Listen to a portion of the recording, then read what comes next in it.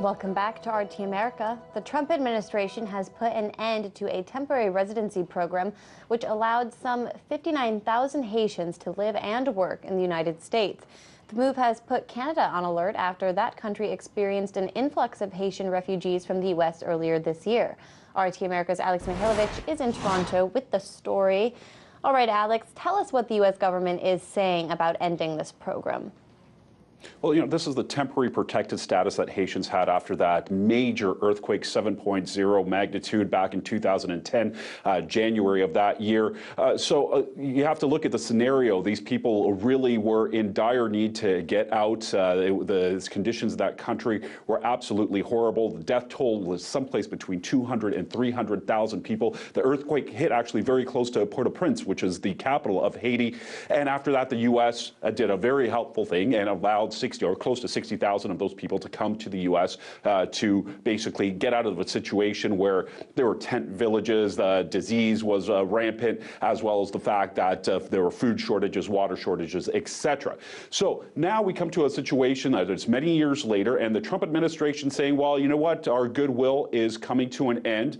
This was supposed to actually happen at the beginning of 2018, but the Department of Homeland Security now said that it's extending it by 18 months so that these people actually have time to pack up their bags and to go home. So you're going to see that they're actually being pushed out by July 2019. Now, not everybody is for this in the U.S. government, and as well as aid organizations. Aid organizations such as World Neighbors, they're saying that they've been having a lot of activity in Haiti, and that country still has these tent cities set up. The situation there right now is actually in the past few days has been very bad. There's been government protests, a lot of violence in the streets. The government hasn't been able to get its stuff together for many, many years. So you're hearing from aid organizations like that about the situation, but you're also hearing from people in the U.S. government. Take a listen to this.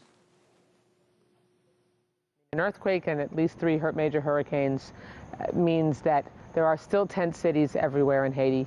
You have a dysfunctional government that has never been able to get organized. So now returning 60,000 people to that scenario in Haiti could put a massive burden on a system that already is not doing that well. And what that could actually lead to is governments like the U.S. government having to send more aid money to Haiti. So it's a situation right now. I mean, yes, we have a year and a half to look at the scenario and maybe for it to improve. But as it stands right now, the situation on the ground in Haiti is actually getting worse, not better.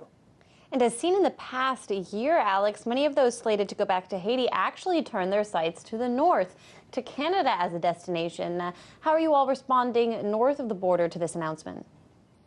Well, like the States, we also had a program to allow Haitians in after 2010, but Canada cut that program much earlier this year and has started deporting people. But Haitians, the information that they're getting in the States is that for some reason, Canada's an easy place to get into and an easy place to get the refugee status. That's just simply not so. And the government here is reacting in a major way to offset that, to get the information to New York, and they're sending down delegates into the States to basically tell the Haitian community that's not the way it works in Canada and that people will be deported. Now, we had a major influx, as you mentioned, during the summer. So just in the months of July and August, like 3,100 people came across the border in July, another 3,800 just in the first 2 weeks of August. So that's a burden on the Canadian system. Of course, Canada has to do something about this. The Public Safety Minister, Ralph Goodale, has said, our RCMP, which are the Royal Canadian Mounted Police, are now preparing for any type of situation that might pop up now that this announcement has come out from the American government,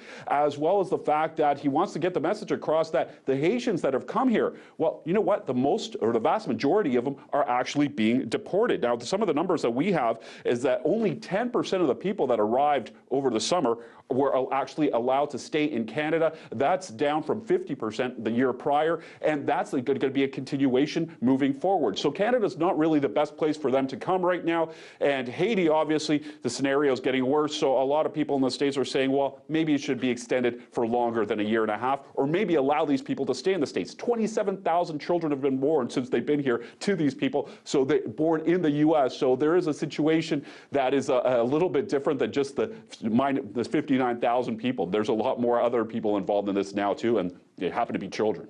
Absolutely devastating situation for some thousands of people. RT America correspondent Alex Mihailovich reporting from Toronto.